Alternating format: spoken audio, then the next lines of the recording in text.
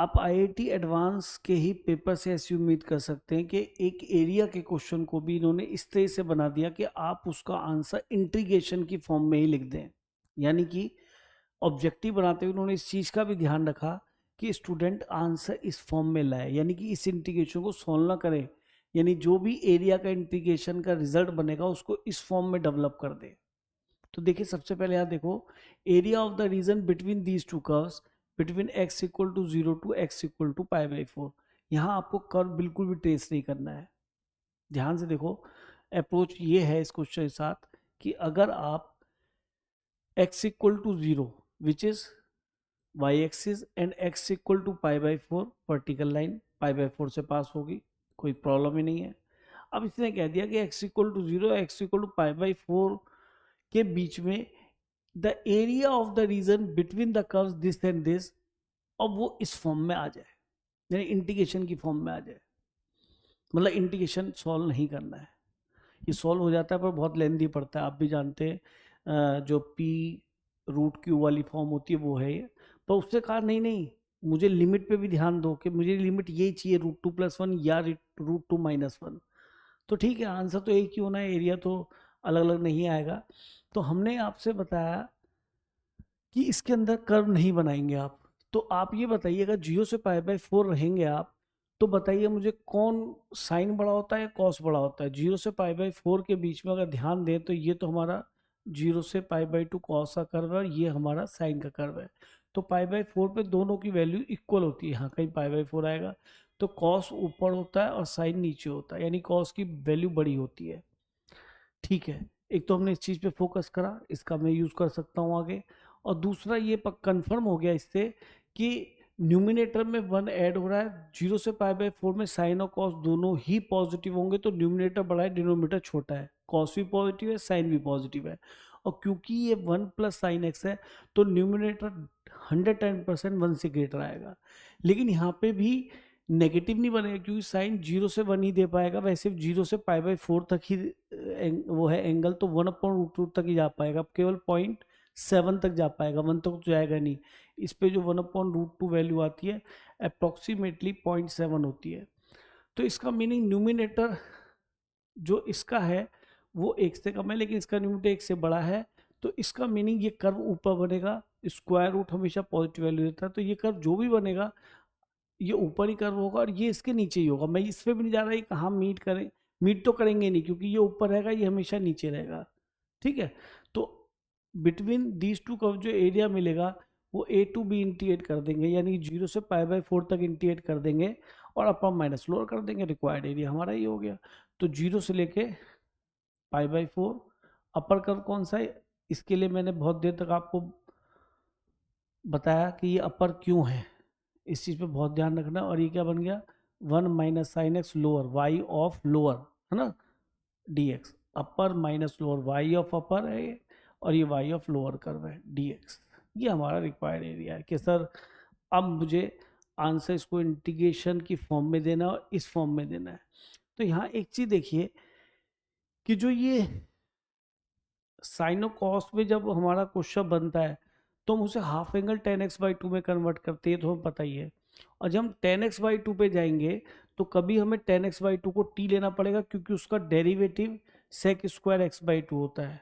ये शायद आपको पता है और आप जानते ही हैं, क्योंकि इसी तरह से क्वेश्चन बनता है। इसका 1/2 आएगा, वो 1/2 इधर ले गए हम, क्योंकि सबको 10x/2 में कन्वर्ट करेंगे, उसके बाद जो है sec² x/2 जनरेट करेंगे और उसका डेरिवेटिव हम मिल जाएगा।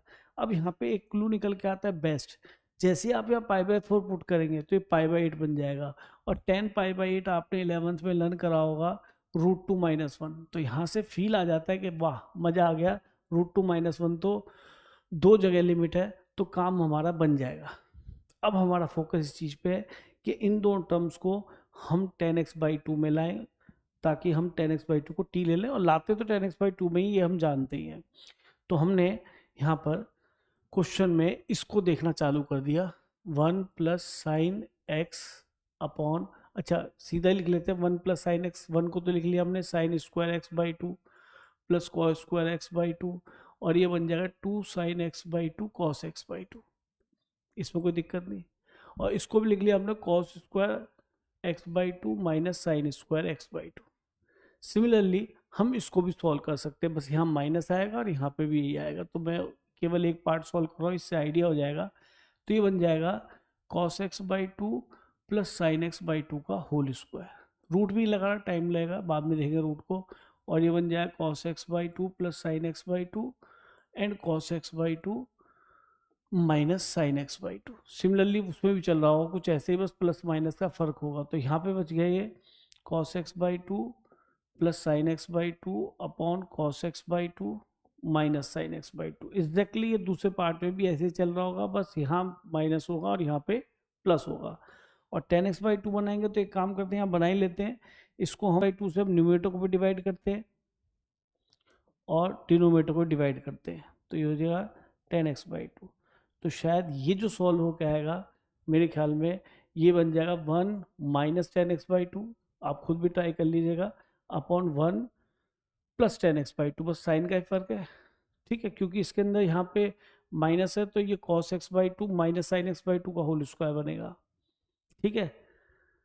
और उसके बाद ये कैंसिल हो जाएगा फैक्टर और उसके बाद ये रिजल्ट मिल जाएगा आपको। तो इसका मीनिंग दोनों हमारे पास टर्म तैयार हो गए। अब हम इसे इंटीग्रेशन में पीछे जाके लिख लेते हैं। तो ये हमारा बना 0 से पाई बाई 4, ये क्या मिला था हमें 1 plus ten x by two upon 1 minus ten x by to, 1 plus ten x by two upon 1 minus ten x by two, और इसका अंडर रूट भी है, ठीक, और minus 1 minus ten x by two upon 1 plus ten x by two. और अब हमें आगे क्या करना है, टेन एक्स बाई टू को टी लेना है और उसका derivative sec square x by to आएगा। तो क्वेश्चन तो कर ही रहे हैं, यहीं पे sec square x by two derivative भी चाहिए तो मल्टीप्लाई कर लो और sec square x by two से डिवाइड करोगे, उसकी जगह 1 plus tan square x by two और फिर लिख दिया हमने डी एक्स। लिख लो, क्यों लिख लिया, तो दोनों कट जाएंगे ना।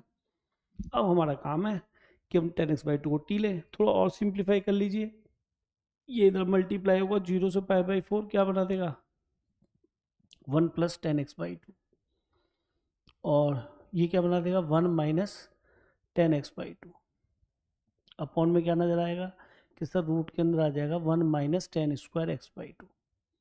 मेरे ख्याल में यहाँ तक भी कोई दिक्कत नहीं।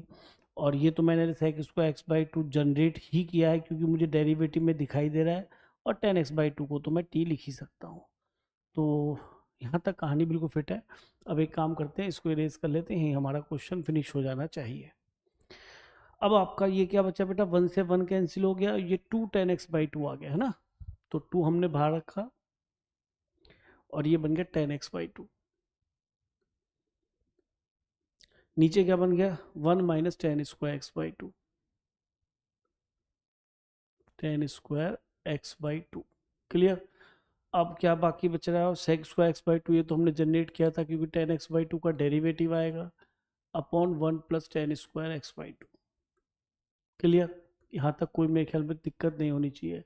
अब टेन एक्स बाई टू को टी लिया तो sec square x by two d x की वैल्यू कितनी मिल जाएगी 2 डी टी, तो इसकी तो 2 डी टी लिखा, 2 टू ज़ा 4 हो गया और ये डी टी बन गया ना, और इसकी जगह टेन एक्स बाई टू को तो हमें टी रखना है, तो ये हो गया टी और ये अंडर 1 माइनस टी स्क्वायर और ब्रैकेट में आ गया 1 प्लस टी स्क्वायर। अब देखिए आंसर आपका मिल जाएगा, लिमिट जो चेंज कर ले, लेकिन अब हमने क्या देखा था, टेन एक्स बाई टू को टी देखा था, तो जैसे मैं 0 रखूँगा तो टेन 0 तो 0 ही होगा, लेकिन अगर मैं पाई बाई 4 रखूँगा तो पाई बाई 4 रखने पे पाई बाई 8 बनेगा, जो कि मैं आपको ऑलरेडी बताया था कि रूट टू माइनस 1 हो जाएगा। तो अब आप देखिए ऑप्शन में आपको क्या नज़र आ रहा है, I think option number B correct है, क्योंकि इस साथ 4 भी आ रहा है, इस साथ 4 नहीं आ रहा। यहाँ पे भी ड्रामा कर रखा है, कोई बच्चा 2 भूल जाए या 4 भूल जाए तो उसका आंसर गड़बड़ हो जाए। तो ऑप्शन नंबर इसका बी करेक्ट है। क्वेश्चन इस वजह से बढ़िया है कि एक तो हमें इसमें कर्व ड्रॉ नहीं करना, एरिया निकालना है, अपर माइनस लोअर से निकल रहा है, और इंटीग्रेशन भी कंप्लीट नहीं करना, कहीं इंटरमीडिएट स्टेप पे उसको छोड़ देना है। लेकिन इसका तो देखो इंटीग्रेशन ही तो जानते हैं, भी साइन कॉस आते तो हाफ एंगल को कन्वर्ट करके करते हैं, तो वही काम किया है और ऐसा हम कैलकुलेशंस कई बार करते हैं। पर क्वेश्चन बहुत ही अच्छा है, एक बार जरूर करके जाना चाहिए।